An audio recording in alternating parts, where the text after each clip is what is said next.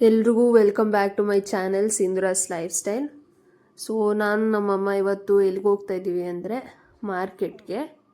Main reason ಬಂದು market ಅಲ್ಲ, ನಮ್ಮ ಅಜ್ಜಿ ಅವ್ರ ರಿಲೇಟಿವ್ಸ್ದು ನ್ಯೂ ಬಾರ್ನ್ ಬೇಬಿ ನೋಡೋಕ್ಕೆ ಹೋಗಬೇಕಿತ್ತು. ಅದೇ ಹೋಗೋ ಜಾಗದಲ್ಲಿ ನಾವು ಯಾವಾಗಲೂ ಫ್ಲವರ್ಸ್ ಮತ್ತು ತರಕಾರಿ ಪರ್ಚೇಸ್ ಮಾಡೋ ಮಾರ್ಕೆಟ್ ಇರೋದು ಸುಂಕದಕಟ್ಟೆ ಮಾರ್ಕೆಟು. ಅಲ್ಲಿಗೆ ನಾನು ನಮ್ಮಮ್ಮ ಮೊದಲೇ ಹೋಗಿದ್ವಿ.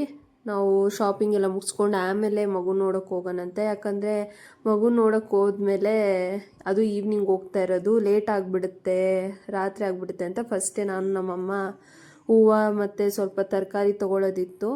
ಹಾಗಾಗಿ ನಾನು ನಮ್ಮಮ್ಮ ಒಂದು 3:30 ಅಷ್ಟರಲ್ಲಿ ಅಲ್ಲಿಗೆ ಹೋಗಿದ್ವಿ.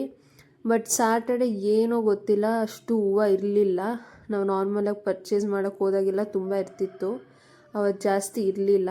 ಸೊ ಹೆಂಗಿದ್ರು ಅಜ್ಜಿನೂ ಕೇಳಿದ್ರು, ಹಾಗಾಗಿ ಇರೋದ್ರಲ್ಲಿ ಸ್ವಲ್ಪ ತಗೊಂಡು ಕಾಲ್ ಮಾಡಿದ್ವಿ ನಮ್ಮ ಅಜ್ಜಿಗೆ. ಆಮೇಲೆ ಅವರು ಆಲ್ರೆಡಿ ಮಗು ನೋಡೋಕ್ಕೆ ಆ ಪ್ಲೇಸ್ಗೆ ಹೋಗಿದ್ರು. ಅಂದರೆ ಸುಂಕದಕಟ್ಟೆಯಿಂದ ಇನ್ನೊಂದು 3-4 ಸ್ಟಾಪ್ ಮುಂದೆ ಇತ್ತು ಆ ಪ್ಲೇಸು.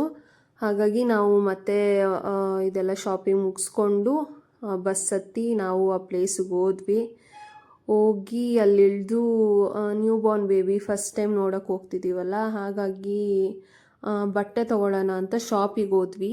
ನಮ್ಮ ಚಿಕ್ಕಮ್ಮ ಮತ್ತು ಅಮ್ಮ ಇಬ್ಬರು ಫಸ್ಟ್ ಟೈಮ್ ಹೋಗ್ತಾ ಇರೋದು. ಅಜ್ಜಿ ತುಂಬ ಸತಿ ಹೋಗಿದ್ದಾರೆ ಅವ್ರ ರಿಲೇಟಿವ್ಸ್ ಮನೆಗೆ. ಹಾಗಾಗಿ ಅಮ್ಮ ಮತ್ತು ಚಿಕ್ಕಮ್ಮ ಇಬ್ಬರು ಒಂದೊಂದು ಸೆಟ್ ತೊಗೊತಾ ಇದ್ರು.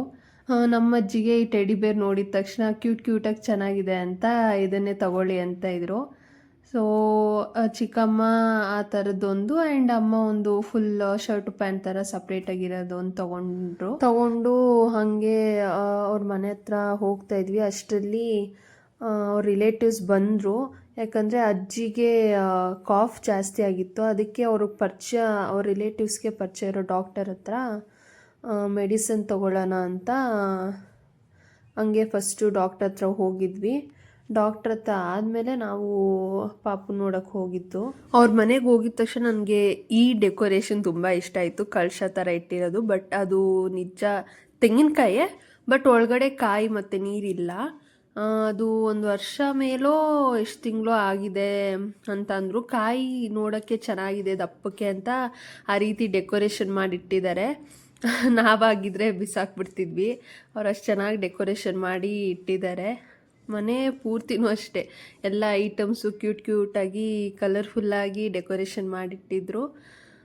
ಅದೆಲ್ಲ ನೋಡಿಕೊಂಡು ಕೈಕಾಲು ತೊಳ್ಕೊಂಡು ಮಗು ನೋಡೋಕ್ಕೆ ಹೋದ್ವಿ.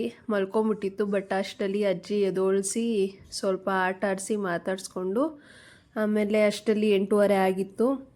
ಅಲ್ಲೇ ಊಟ ಎಲ್ಲ ಮುಗಿಸ್ಕೊಂಡು ಎಲ್ಲ ಆದಮೇಲೆ ಅರಿಶಿನ ಕುಂಕುಮ ಕೊಟ್ಟರು.